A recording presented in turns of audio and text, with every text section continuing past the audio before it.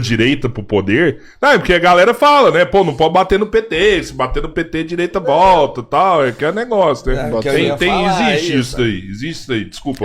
Mas era isso que eu ia falar. O seu pensamento. Não, seu pensamento é o meu. Porque o Jones fala, pô, não tem enfrentamento e tal. As pessoas não cobram.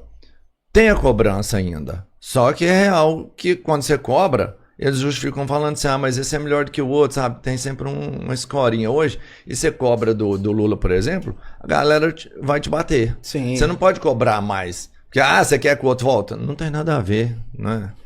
Na realidade, não é o antipetismo, né? Na realidade, a crítica, para quem sabe escutar, ela é uma coisa benéfica. Né?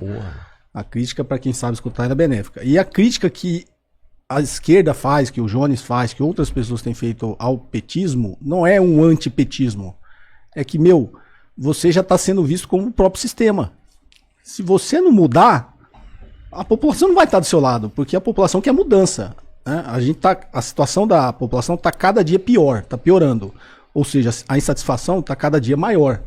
E quando você está num nível de insatisfação, você quer mudança, as pessoas votam por mudança. Alguma coisa que realmente mude, não é uma reforminha daqui, como diz, uma reforminha daqui, um paliativo aqui, outro ali. Não, as pessoas querem mudança. E depois de 5 governos, né, do PT, o que a grande maioria da população, e é um motivo que a grande maioria votou no Bolsonaro, é porque as pessoas começam a ver o próprio PT como o próprio sistema. Se você está com 5 mandatos e o negócio não mudou, você é o sistema. Né? Você é o modelo econômico. Você não tem mais legitimidade para criticar o que está aí. Se você está aí e não muda, você foi capturado pelo sistema, né? Então, eu acho que a crítica ao PT, e o PT tem que ver essa crítica como um alerta para que ele mude. Você tem o poder na mão, você tem como mudar isso. E aí, assim, dentro do que eu conheço, que as pessoas perguntam, né? Como que muda, o mercado é sempre conta, quando faz, o mercado dá o chilique, aí tem que voltar atrás.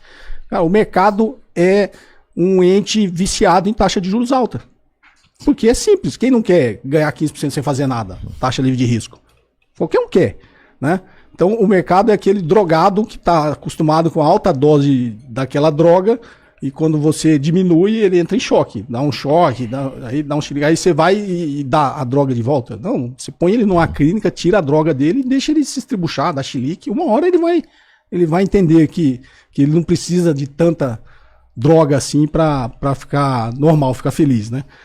Então, assim, não é nada revolucionário algumas coisas que o governo deveria ter feito. Por que não voltou a média de inflação para 4%, sendo a meta para 4%, como era antes com a banda de 2%? E não depende do Congresso isso. Não depende do Congresso. Mesmo com o Campos Neto, o Conselho Monetário Nacional são 3 votos. Ele já tinha 2. O Lula, quando entrou, ele tinha 2. É o ministro do Planejamento e o da Fazenda. Mesmo o Campos Neto querendo ser contra. O mercado ia dar um chilique? Ia, cara, mas se você não fizer isso, você nunca tira o cara da droga, Entendeu? Uhum.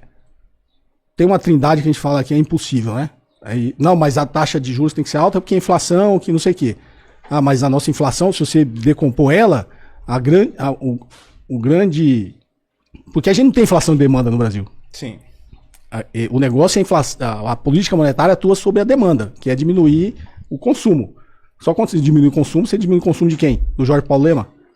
Não, você diminui o consumo de quem é pobre. Diminui o emprego de quem é pobre.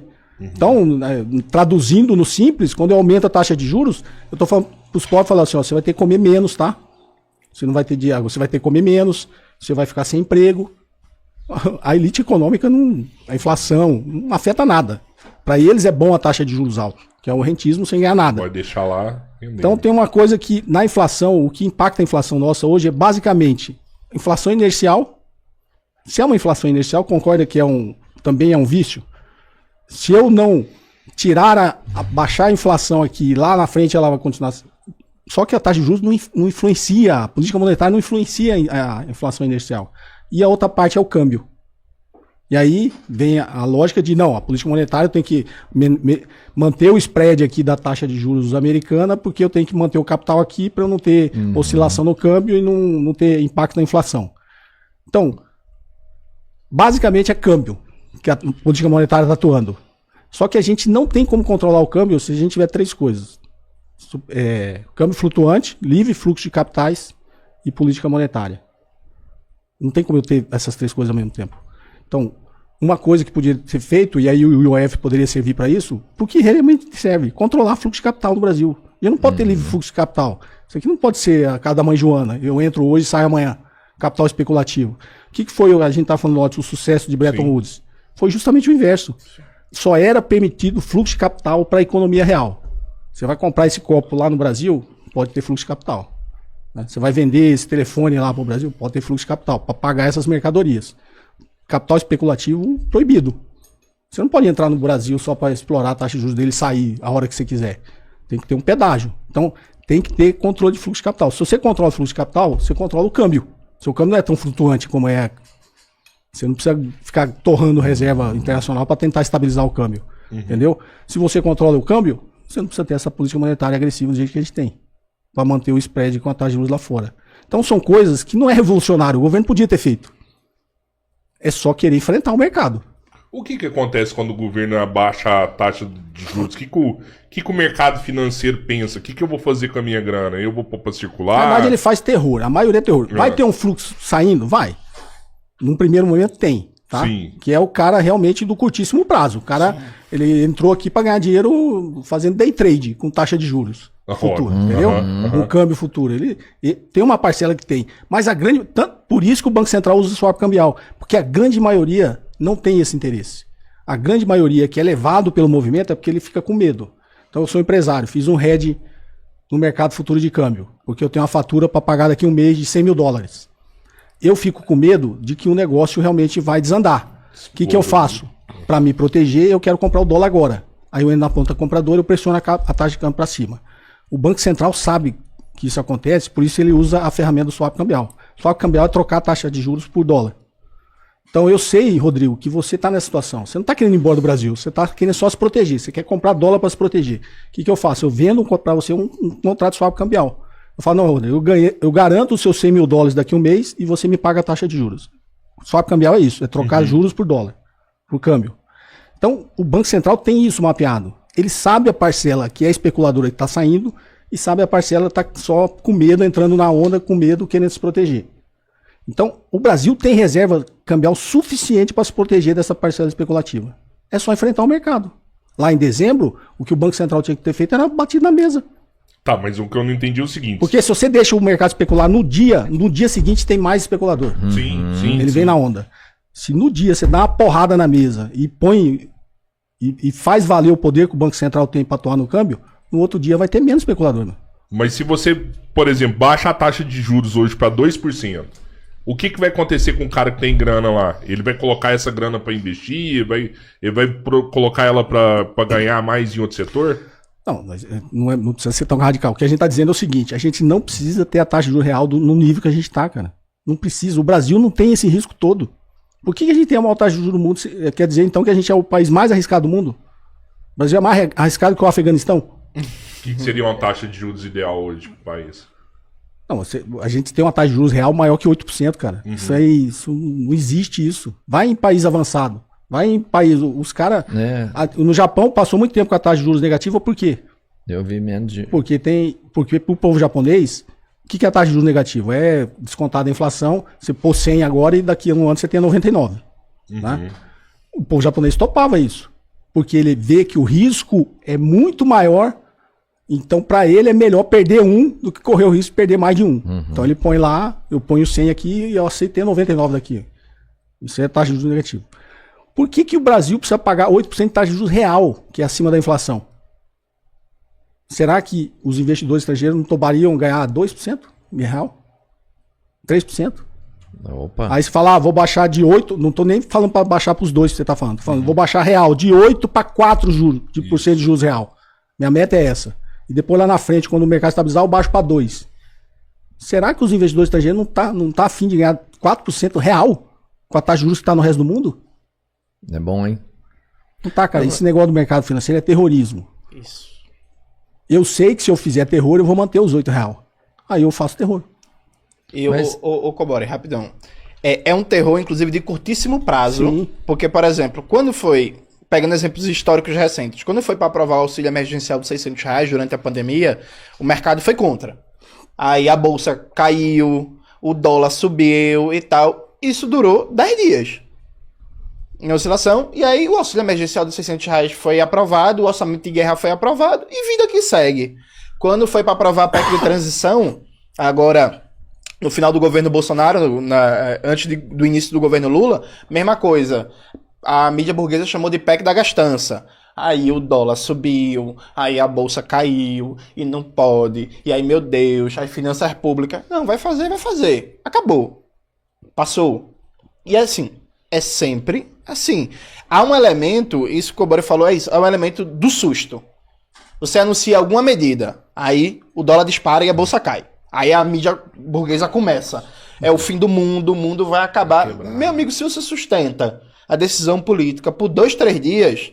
No quarto, quinto dia, o negócio já começou a dar uma acalmada. Tem um elemento ali político de fazer uma chantagem permanente e jogar com o fantasma da inflação, como se o Brasil tivesse uma hiperinflação sempre à espreita, que a qualquer momento ela vai voltar se você não fizer o que o mercado quer, como se os índices da Bolsa de Valores refletissem diretamente no nível de emprego, no nível de investimento público e privado e por aí vai. O que acontece se a pessoa peitar? Concretamente, bem pouca coisa.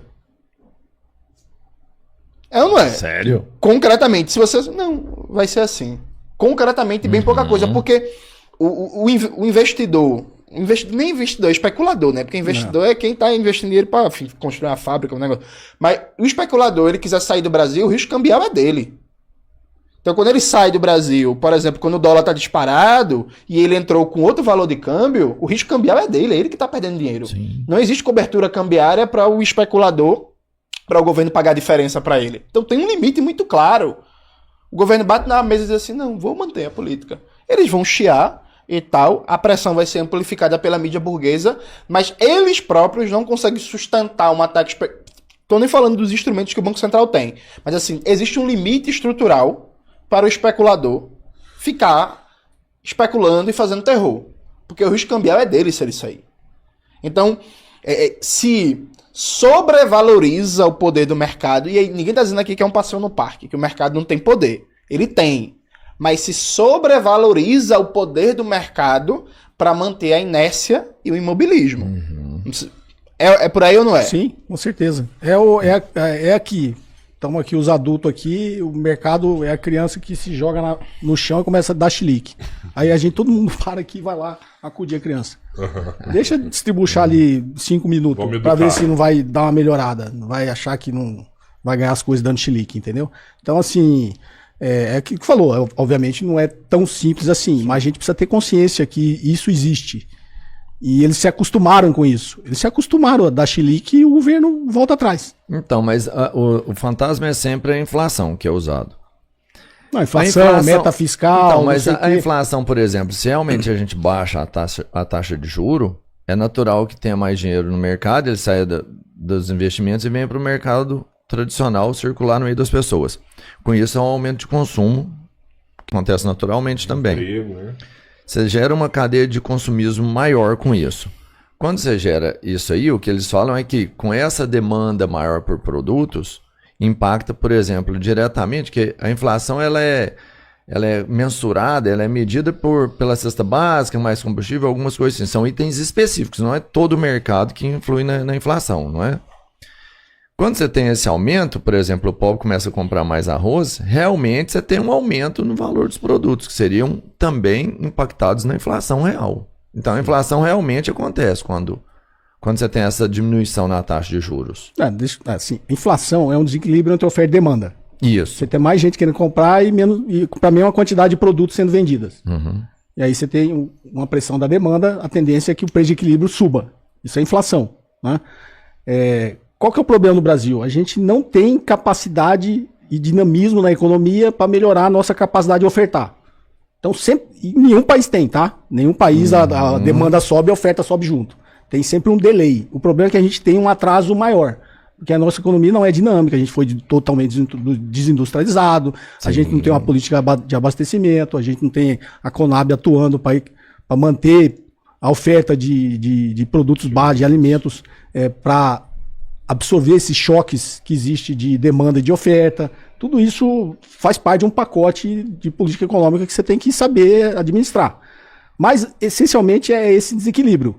A nossa economia não é dinâmica, então a gente não pode ter uma média de inflação que a gente estava em 4, baixou para 3, sem nenhum objetivo, sem nenhuma explicação lógica. Não mudou nada estruturalmente na economia para você baixar a média de inflação de 4 para 3. Entendi. Então, poderia voltar para 4. Isso é uma coisa que dá para fazer simples. E tem explicações 1000 para combater um discurso terrorista do mercado. Não existe esse... A gente baixou de 4 para 3 e diminuiu a banda para 1,5. Então a gente pode oscilar de 1,5 a 4,5. Esse primeiro ciclo de alta começou porque a expectativa de inflação era que ia ser de 4,78. Ou seja, ia passar 0,28% do teto da meta. Aí a gente iniciou um ciclo de alta. Se a nossa meta de inflação sendo a meta fosse 4, com a banda de 2 até 6, a política monetária nem ia se mexer. Então isso é uma explicação óbvia. Aí vem isso aí, tá, a nossa economia é dinâmica. E continua não sendo. E não vai ser nunca, porque se você aumenta a taxa de juros para 15%, quem vai querer investir em produção e aumento de oferta? Ninguém. Nem nós aqui. Se tiver um dinheiro parado, prefiro ganhar 15 sem fazer nada. 15, né? Vou correr o risco de abrir, comprar uma máquina, aumentar a produção. Para quê? Para depois lá na frente ter um retorno de 10. Eu quero ganhar 15 sem fazer nada. Então a política monetária, ela atua na demanda, mas ela tem um efeito muito mais prejudicial na capacidade de ofertar, de aumentar a sua capacidade de ofertar. A gente precisa ter, a nossa economia, a gente precisa ter um período maior para a economia se estabilizar e a gente andar dentro de uma banda para a gente não atuar diminuindo a demanda. Em não atuando diminuindo a demanda, quem está ofertando aqui tem um incentivo para aumentar a capacidade de ofertar, porque tem demanda. Quando aumentar a taxa de juros, o que eu estou falando para quem é empresário, que gostaria de investir em produção? Primeiro, você não vai investir porque ficou muito mais caro você investir para produzir. Segundo, você vai investir para quê se eu estou diminuindo a demanda? Não vai ter demanda para você vender. E a economia fica engessada do jeito que a gente está há muito tempo. É isso que está acontecendo. Então a gente precisa de um período maior, isso mexendo na meta de inflação, controle de fluxo de capitais no Brasil, algumas medidas, você dá um tempo para a economia se ajustar. Porque isso está no livro lá que eu sempre cito do Minsky. Quando você está investindo em produção, você também está gerando inflação. Porque vamos simplificar, dividir em 2 grandes grupos. Bens de investimento e bens de consumo. Então tem empresas que estão lá produzindo bens de consumo e empresas que estão produzindo bens de investimento, que vão ser utilizados depois para produzir consumo. Sei lá, o cara que produz uma máquina é um bem de investimento. Só que quando o cara começa a investir em capacidade de oferta em bens de investimento, ele está ajudando a gerar inflação, porque até essa capacidade realmente virar oferta, todo o dinheiro que foi investido para produzir bens de investimento vai virar consumo antes da oferta chegar no mercado. Sim. Não sei se você está entendendo. Perfeito. Você está investindo aqui para produzir uma máquina. O cara que você contratou, o fornecedor que você pagou, todo esse dinheiro vai cair na economia e gerar demanda antes da máquina ser produzida. Então a economia tem que ter consciência disso. Você tem um delay. Você não pode ter uma política monetária que vai impedir que esse ciclo se feche. Esse ciclo precisa se fechar. Senão você nunca vai aumentar a sua capacidade de ofertar produto na economia. Você sempre vai gerar inflação. E aí o que vai acontecer? Só vai consumir quem sempre consumiu. Sempre que você pegar uma parcela da população e falar, você vai poder comprar um pouquinho mais de alimento, você vai poder melhorar seu nível de nutrição da sua família, você vai pegar o cara que não come e botar para comer. Você está falando o seguinte, sempre que você entrar aqui e começar a pressionar o negócio, eu vou te tirar de volta. Isso. É isso que acontece com a política monetária hoje. Então, ficar nessa mesmice de, aumentou a pressão sobre a inflação, aumenta a taxa de juros. Cara, isso é bom para a elite econômica, cara. Por quê? Vai ganhar mais juros, vai estar sempre ganhando dinheiro, o país indo bem ou mal está sempre ganhando dinheiro. Tá? E vou estar cada vez mais concentrando renda e a gente está discutindo meta fiscal para economizar 30, 40 bilhões e estamos pagando 1 trilhão de juros. Sim. Isso não está na vista, né? Porque não está no tripé macroeconômico, a gente olha o superávit primário, não olha o que está pagando de juros. E cria um ciclo que não tem produção, aí depende cada vez mais de importação para abastecer o mercado interno. Importação que passa pelo circuito do dólar. Aí qualquer variação cambial impacta no preço do consumo que a gente está tendo, aí tem um rebote inflacionário porque o dólar subiu, o remédio ficou mais caro, não sei o que ficou mais caro. Aí o que a gente faz?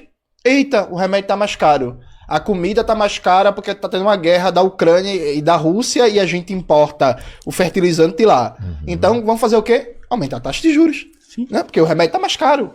Porque a comida tá mais cara. Sim, tá mais cara porque a gente não produz fertilizante, porque a gente não produz o remédio, e aí a Índia joga um míssil no Paquistão. Sente aqui, treme porque aqui. A gente importa remédio da Índia, aí a Rússia invade a Ucrânia, e aí 40% do fertilizante brasileiro é importado da Rússia, do Belarus e da Ucrânia, o preço do fertilizante dispara, e aí pronto, qual é a solução? A solução é mais taxa de juros. Não, pô.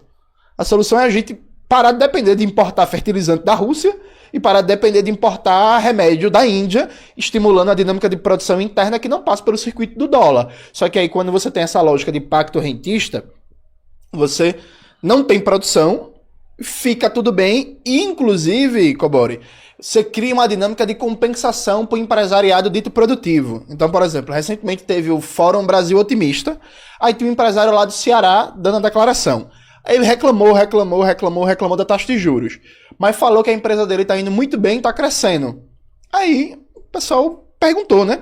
Falou assim, não, a gente pegou agora uma carteira de investimento de PPP, a gente está fazendo PPP em Belém, a gente está fazendo PPP em São Paulo, a gente está fazendo PPP no Rio, ou seja, o cara é da construção civil, do setor de engenharia, ele reclama que a taxa de juros deixa o investimento proibitivo, mas ao mesmo tempo a empresa dele está crescendo, ele está tendo um lucro gigantesco, porque o Estado pega bens públicos, privatiza, bota para a empresa privada gerir, ele tem debênture, debêntures incentivada, tem crédito subsidiado do BNDES, então assim, a taxa de juros é ruim, mas ele continua ganhando, porque agora ele vai gerir uma rodovia pública em Belém, porque agora ele vai fazer uma obra da linha do metrô, que deveria ser uma obra pública, mas chega lá subsídio e tal, no final todo mundo ganha, tá ganhando o rentista, tá ganhando o construtor, e o Estado entra ali para amalgamar esse pacto de classe.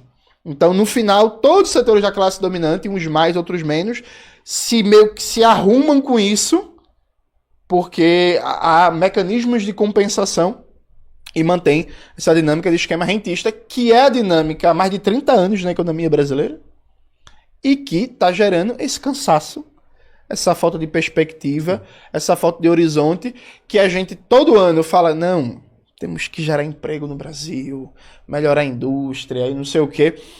Só que como é que vai gerar se você não rompe com esse ciclo? O nosso amigo em comum, Eduardo Moreira, ele sempre fala, ó, nesse modelo econômico, sem sair do modelo, não vai mudar nada. Se você não vai para quebrar as pernas do modelo, indireto no Banco Central, na política de juros, na política fiscal, enfrentar novo teto de gastos, retomar planejamento. O Brasil não tem planejamento há 40 anos. Planejamento de fato, a gente não tem há 40 anos. Sem quebrar o modelo... Não vai. Inclusive, pedir pra galera dar o like nessa live. 12 mil pessoas ao vivo, Albertinho. Nossa, se der like, então a gente vai pra 30 mil. Vai lá. Ó, tem um garrafão d'água aqui, viu?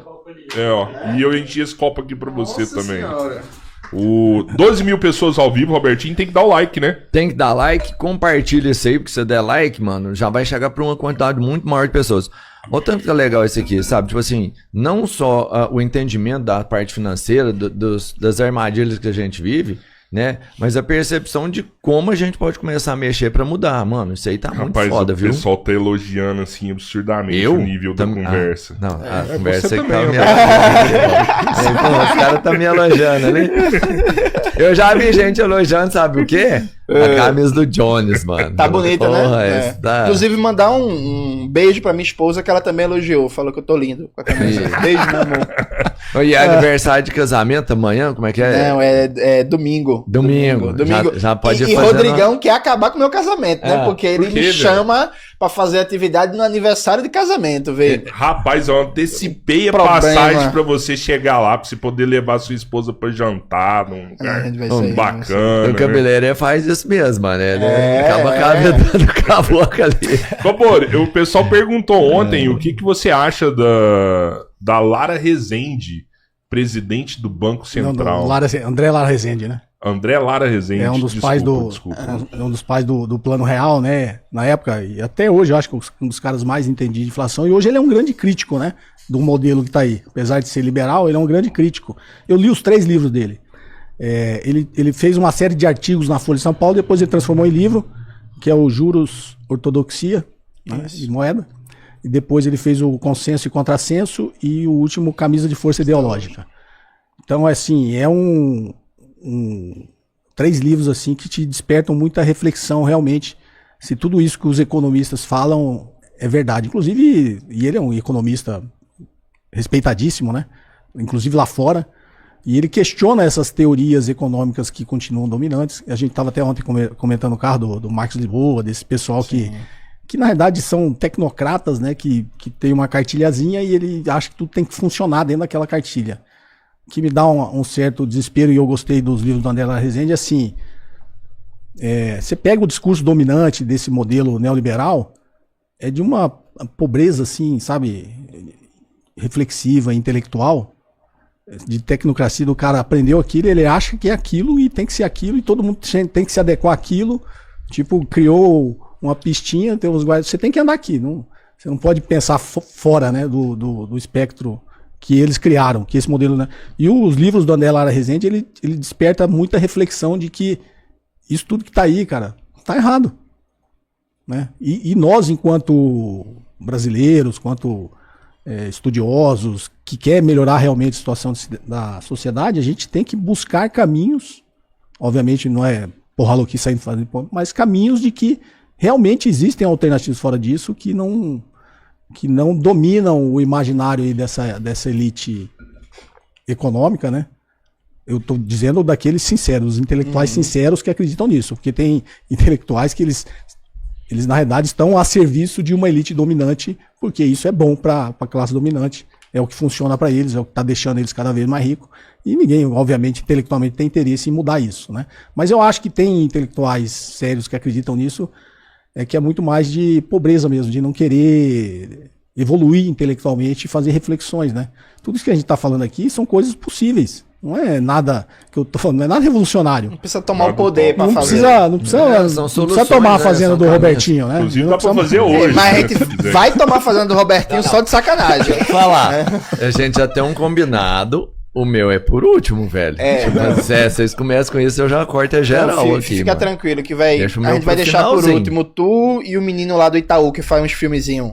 Aí deixa vocês dois por último. Não sei qual que é esse do Itaú, não. O Walter Salles. Deve ser algum amigo de papai esse aí. Não conheço. Na verdade, você sabe que tomar a tua fazenda é uma justiça histórica, né? Não. Em algum momento vocês tomaram de alguém. Só que você não sabe que o meu ancestral é índio. Se eu tomei de mim mesmo. Que bosta, Não, mas quando ele era índio, ele tomou dele mesmo. Entendeu? Quando os portugueses chegaram, ele falou, não toma não, que eu mesmo vou tomar. Foi tomado de mim, a mim foi devolvida, então, no meu caso, né? Bom demais. Então pronto, rapaz. Ô, Cobori, outra coisa que eu queria saber a opinião sua e a opinião do Jones também.